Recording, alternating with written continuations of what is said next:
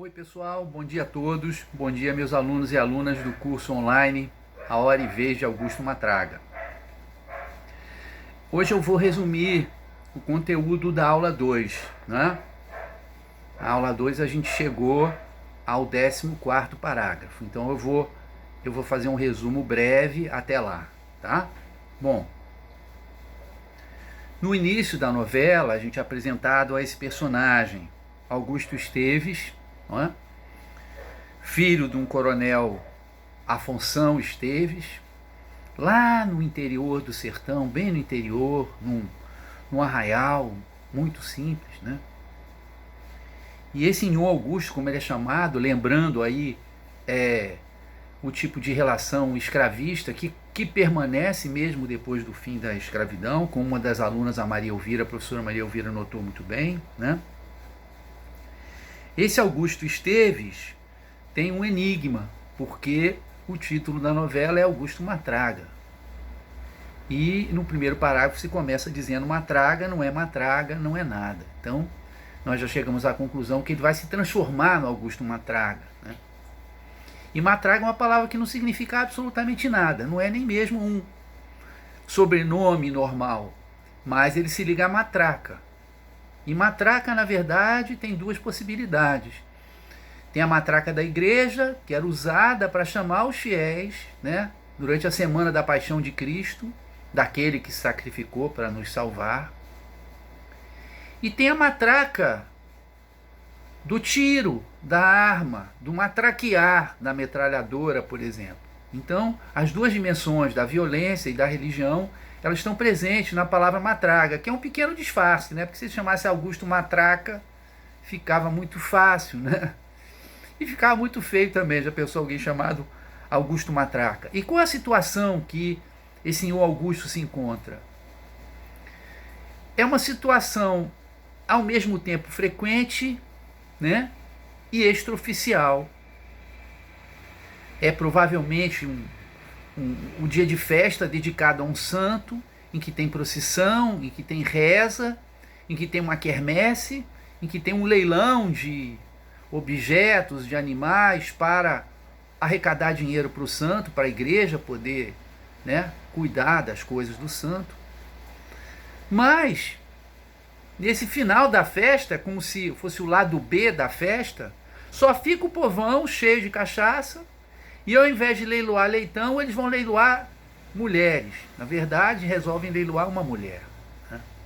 A gente vê o racismo presente porque a mulher negra, a Angélica, né, que tem esse nome que lembra anjo, né, angelical, ninguém está interessado nela nem em leiloá-la. Mas a outra, apesar de perna fina, que leva ela a ter o apelido de Sariema, o povão quer que ela seja leiloada, né? E aí é essa cena, né? Uma cena terrível que lembra a escravidão, né? Quando esses escravos as pessoas escravizadas trazidas da África, elas eram arrematadas, né, como se fossem peças, como se fossem coisas, ou como se fossem animais. Afinal, Sariema é o nome de uma ave, né, que tem exatamente essas pernas compridas. E qual é o comportamento do Nhô Augusto quando ele chega? É o comportamento do chefe, do dono, do homem. Ele chega com o peito alteado, com o cotovelo abrindo o espaço entre a multidão, com a voz de meio-dia, quer dizer, o meio-dia quando o sol está mais alto, né? A voz de quem se acha como se fosse o sol, todo poderoso. E se antes tinham oferecido 5.000 réis pela Sariema, que o leilão, até certo ponto, embora tenha a desigualdade econômica, ele é democrático no sentido de que todo mundo pode participar, né? Todo mundo pode participar, todo mundo pode tentar arrematar. Não está pré-estabelecido quem vai levar. O sujeito pode se arruinar, pode vender a casa, vender tudo e comprar um quadro, sei lá o quê, né? Mas o Augusto, para mostrar que aquele negócio de leilão desagradava a ele, porque ele era o dono de tudo, que como assim alguém vai competir com ele? Alguém tinha oferecido 5, ele oferece 50 logo, que significa que ninguém vai poder, ninguém ali, dentre o povão, vai poder competir com ele. E o interessante é que o povão vibra, porque ali é um espaço em que é um teatro do poder. Hã? E o povão, de certa maneira, gosta de obedecer a um chefe forte. Não, ele manda na gente, mas ele é um cara poderoso, importante. Não é qualquer um, não é o Zé Mané que está mandando na gente, né? É o Nho Augusto, nome que já vimos na aula passada, que era um título religioso que foi dado ao primeiro imperador romano, Júlio César. Depois vai virar nome, mas não era nome, era um adjetivo. Um adjetivo próximo do divino. Então vocês veem que o nome Augusto Matraga, ele tem essa ideia de divino que é atribuído a um homem, e um homem não é divino, a gente sabe. Ele tem a ideia de violência, ele tem a ideia de religião, na matraca, que chama.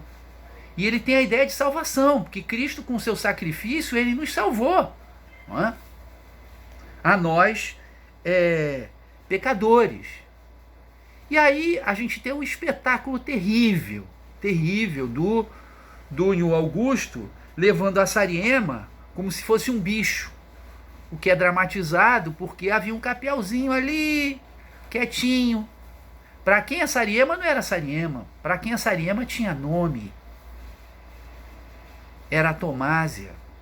E aí tem um contraste, a maneira que o capialzinho tenta pegar na Sariema. Ao invés de sair arrastando a Sariema, ele bota os 3 dedinhos no braço dela e tenta escapulir com ela, mas no Augusto não deixa, esbofeteia, os 4 jagunços do senhor Augusto também batem nele, o povão aproveita, também bate no capial, né? O povão solidário, né? Solidário com a violência, doido para ver esse espetáculo do poder em ação, porque, como se diz o texto, aplaude o Augusto porque era barato, e quanto o Augusto é que era difícil, né? Mas ir a favor é sempre barato.